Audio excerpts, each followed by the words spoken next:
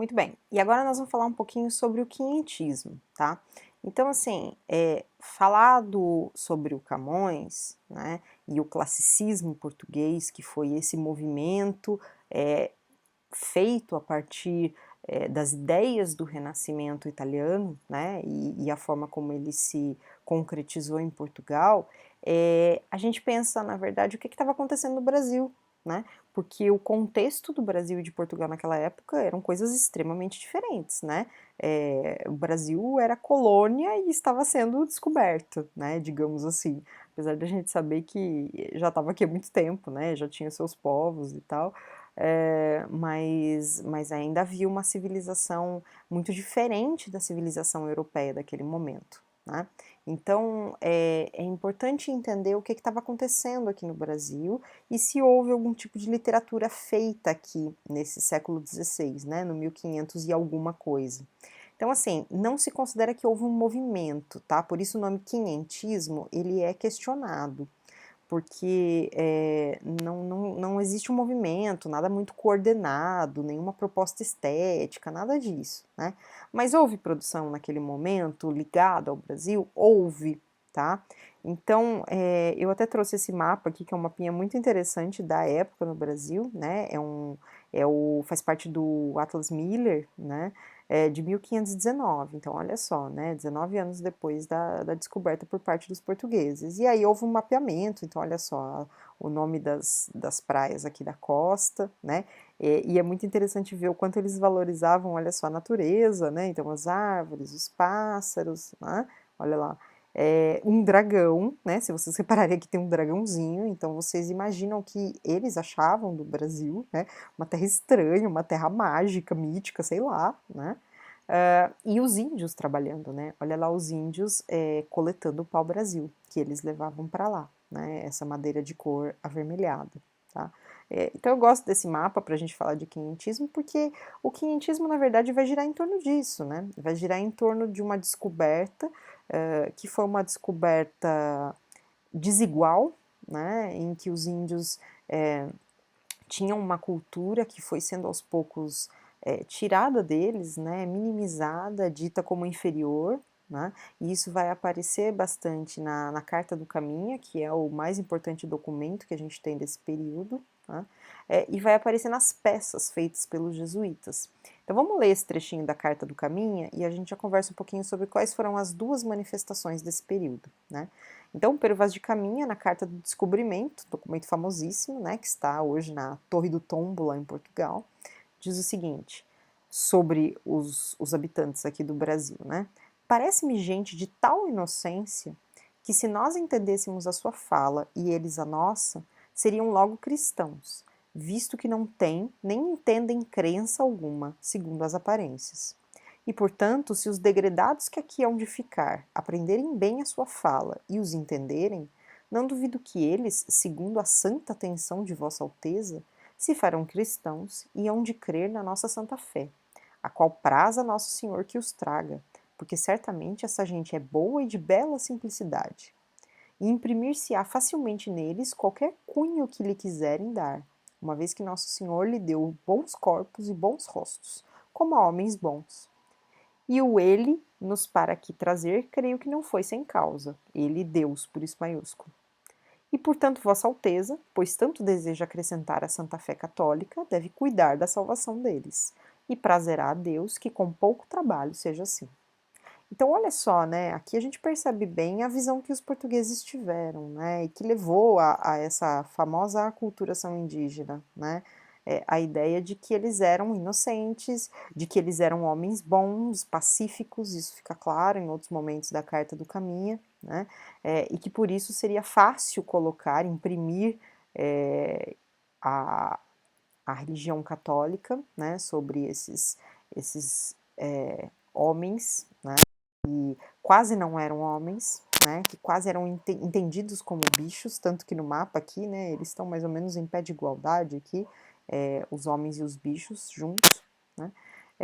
Então, entristece um pouco, né, ver isso aqui, mas é importante, acho que, entender essa visão, né, a visão de catequização, né, a visão de levar a civilização europeia para um lugar de, né, de barbárie, um lugar de selva, né, um lugar onde só há bichos, tá? Então essa era a visão que eles tinham. E eles entenderam isso como uma missão importante da parte deles, né? Então, esse texto, a Carta do Caminha, é o que a gente chama de literatura de informação. Então, nós vamos ter dois tipos de literatura feita no Brasil nesse período, né, que a gente vai chamar de quinhentismo. A literatura de informação, ou literatura de viagem, é essa literatura produzida pelos escrivães, né, que viajavam junto com as caravelas portuguesas durante esse período das grandes navegações, e que iam retratando, né, a peculiaridade dos ambientes, então como é que era, a fauna, a flora, né, contando, fazendo uma descrição, né, dos ambientes e dos povos encontrados nessa viagem. Era uma prestação de contas, né, era uma ata de reunião, tá? Então era para mostrar para o rei onde é que o dinheiro dele estava sendo investido, né, o que eles achavam e se tinha algo interessante, se tinha metais preciosos, o Caminha fala disso na carta, ele fala até agora não achamos metais preciosos, então realmente era uma prestação de contas, né, do dinheiro investido nessas viagens, tá? São textos muito descritivos, então textos bastante adjetivados, muita adjetivação, né? E para nós, claro, o principal representante é o Caminha, com essa carta do achamento do Brasil, né? Esse é o nome dela atualmente, porque descobrimento pressupõe que estava encoberto, né? Achamento, ele estava lá, ele só foi achado, tá?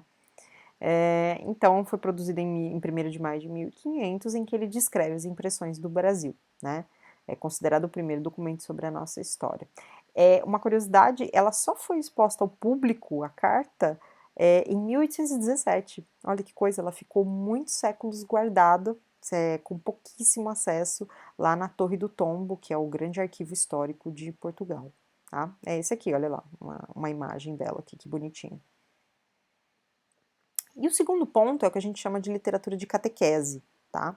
Então, a literatura de catequese é produzida pelos padres jesuítas que vinham junto com essas navegações, né? Então, eles vinham para catequizar os índios, com esse mesmo intuito que o Caminha já teve quando escreveu a sua carta. Ele percebeu que os índios eram catequizáveis e a Companhia de Jesus, né, que era uma entidade, a entidade jesuíta, ela foi fundada para levar a palavra de Deus, né, católica, para outros povos. Então eles têm missões, né, tiveram missões em diversos lugares do mundo, entre eles o Brasil.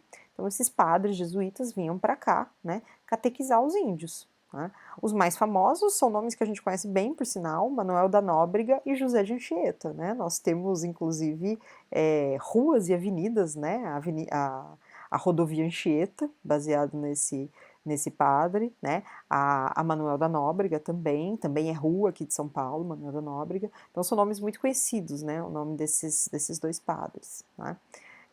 E como é que eles faziam isso? Eles faziam isso principalmente por peças teatrais, tá? Então eram peças que eram escritas geralmente em duas línguas, o tupi e o português, iam se alternando, né? Para ir aproximando devagar os nativos daqui do português.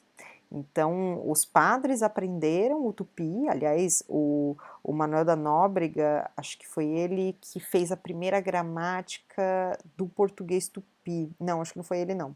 Depois eu checo para vocês. Mas, enfim, um desses padres fez a primeira gramática do tupi, já foi dessa época. Então, eles tiveram que aprender a a língua, né, dos nativos para se comunicar e fazer o movimento contrário, né? Então iam colocando o português no meio do texto e tal, até que os nativos iam entendendo, né?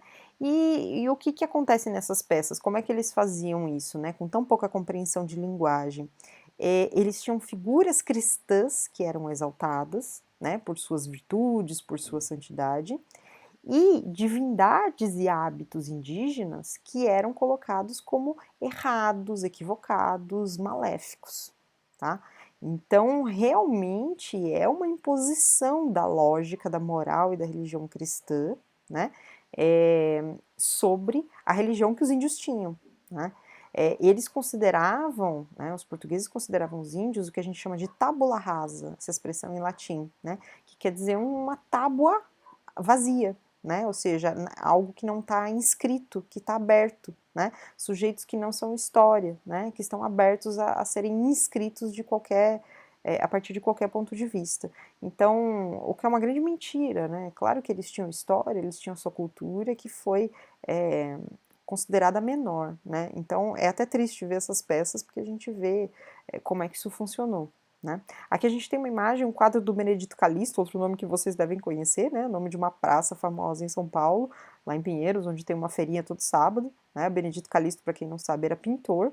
Né? E essa tela do Benedito Calixto, de 1893, claro, muito posteriormente ele fez a tela, né? Mas representando aqui um jesuíta pregando para os animais, né? Um jesuíta pregando na selva. Então, olha lá, uma representação desse momento aqui. E esse aqui é um trechinho do Alto de São Lourenço, que é uma peça do Anchieta, para vocês perceberem esse movimento. Então, olha só, Guaxará é o personagem, tá? Personagem indígena, né? Pelo nome vocês já percebem. Então, o Guaxará diz o seguinte: esta virtude estrangeira me irrita sobremaneira. Quem a teria trazido, com seus hábitos polidos, estragando a terra inteira? Quem é forte como eu conceituado, sou diabo bem assado, a fama me precedeu, Guaxará sou chamado. Meu sistema é o bem viver, que não seja constrangido o prazer, nem abolido. Quero as tabas acender com o meu fogo preferido. Boa medida é beber, cauinha até vomitar. Cauinha é uma bebida indígena. Isto é jeito de gozar a vida e se recomenda a quem queira aproveitar. Andar matando de fúria, amancebar-se é viver junto sem se casar, né? Comer um ao outro e ainda ser espião, prender tapuia, desonesto a honra perder. Para isso com os índios convivi. Vêm os tais padres agora, com regras fora de hora, para que duvidem de mim, lei de Deus que não vigora. Então, olha só, né, o Guaxará, que é esse diabo, né, esse demônio indígena.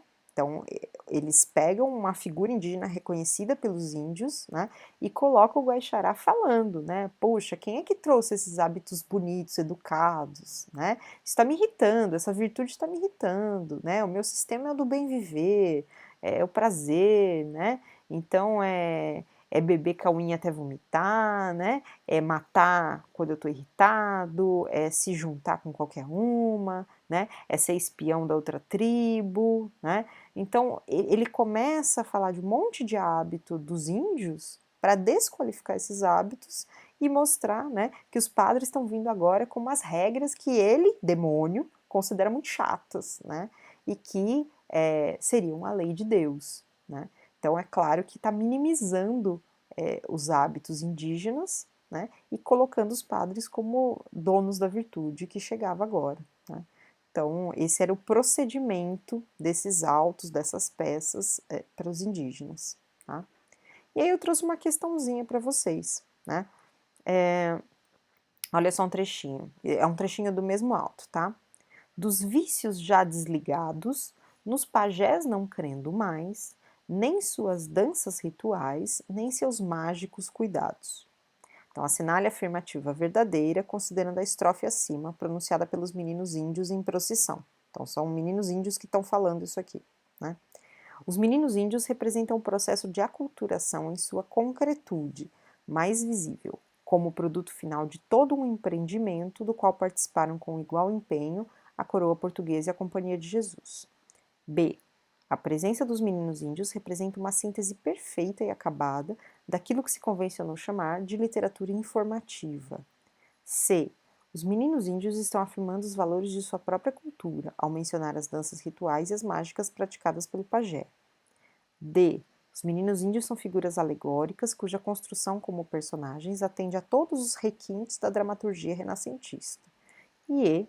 Os meninos índios representam a revolta dos nativos contra a catequese trazida pelos jesuítas, de quem querem libertar-se tão logo seja possível. Então vejam só, representa a revolta? Né? Não, a gente sabe que tanto não houve grandes revoltas, né, conhecidas dos índios, buscando a liberdade dos jesuítas, né, quanto o próprio trecho não trabalha com isso. Né? Então, olha lá, dos vícios já desligados, dos pajés não crendo mais, é uma constatação, né? É uma coisa meio triste aqui, mas não existe uma revolta, né? Os meninos índios são figuras alegóricas, cuja construção como personagem atende aos requintes da dramaturgia renascentista. Algo requintado é algo muito bem trabalhado. Veja, numa peça dessa, com uma proposta tão moralista, né, não há um trabalho psicológico profundo das personagens. Elas são, de fato, alegorias, né? Ou seja, elas representam conceitos, tá? Então, né, o Guaxará representa o demônio, o mal, né? Aí vai ter o santo que representa, né, que é o São Lourenço, que representa o bem.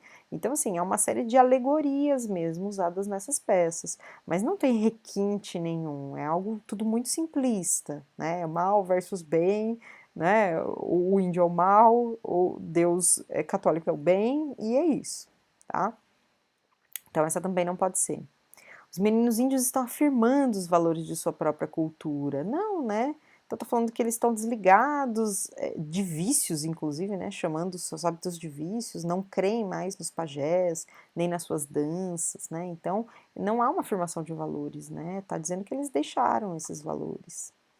E a presença dos meninos índios representa uma síntese perfeita e acabada do que se chamou de literatura informativa. Não, hein?